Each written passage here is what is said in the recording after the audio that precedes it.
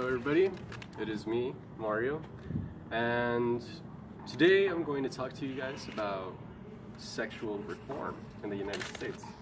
So, a lot of you guys know that a lot of teens are having sex right now and there's nothing that we can do to stop it.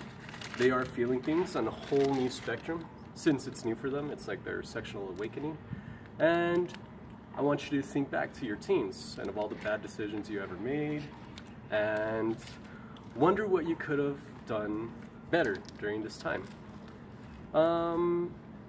Aside from knowing limitations and the importance of pacing ambition, we could have all used a lesson in how to stay safe during, sex.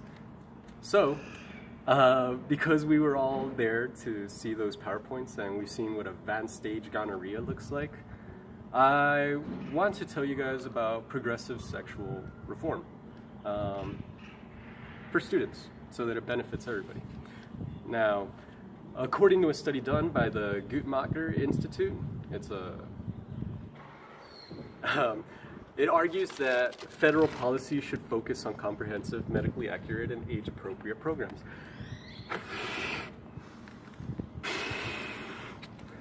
We can't be denying a person of an appropriate age the right to fact-based information that can help them to stay safe.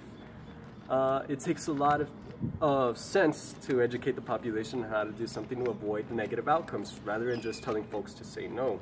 Every video game ever comes with a tutorial that shows you the basics of what is good and what is bad and how you handle that situation. Sexual interactions should be treated the same.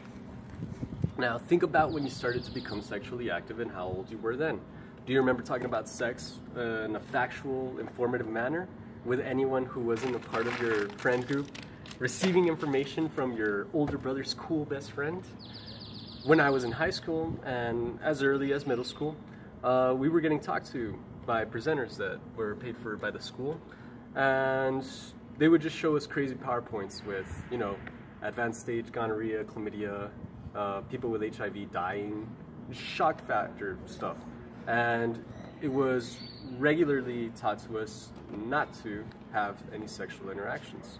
So in my high school graduating class, and as well as early as middle school, I remember that there was always like 3 to 4 pregnant girls per grade level. So for one, it went from the middle school, like 8th grade, and 1 through each, like freshmen, sophomore, junior, seniors in high school that were getting pregnant. It's the reason that these things happen is because we stigmatize sex in our school system and in our society, and we're basing our progress on the opinions of other people.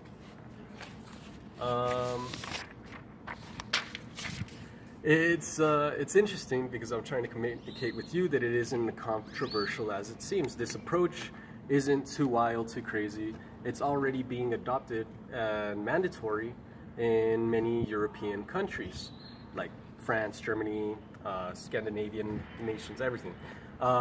We are one of the world's most developed countries with one of the worst teen pregnancy and STD rates. I got this from the CDC, that there is young people aged 13 to 24 account for an estimated 21% of all new HIV diagnoses. 21%. And that nearly 210,000 babies are going to be born to teenage girls between 15 to 19 years old in 2016, and that is in the United States. Per comparison, like we're not adopting these teaching methods where we tell kids at a very young age what it is to be sexually active. We can teach them about sexuality from very young ages. Like they do it since kindergarten. In Germany, you have a sex education class since that age. So we can't keep on using this approach of abstinence to eliminate STDs and teen pregnancies, because the states in the US that use that system are amongst the highest for pregnancy and STD rates. So, in conclusion, there's a million reasons to reform sex education and a whole lot of opposition to it, but ultimately, it comes down to helping people get educated on a subject that's never a bad idea. It's never wrong to get educated on something. So we got to trust that these kids, much like you all do now, understand more than adults know you do. You only let on so much of your knowledge as a teenager, but you know right from wrong. So it's insulting the intelligence of teenagers to, you know, make them think like they don't know what's right and right, you know? So knowing how to do something safely is more important to another person's sensibilities. And an individual's decision to choose what to do with the knowledge they've gained is a matter of personal responsibility.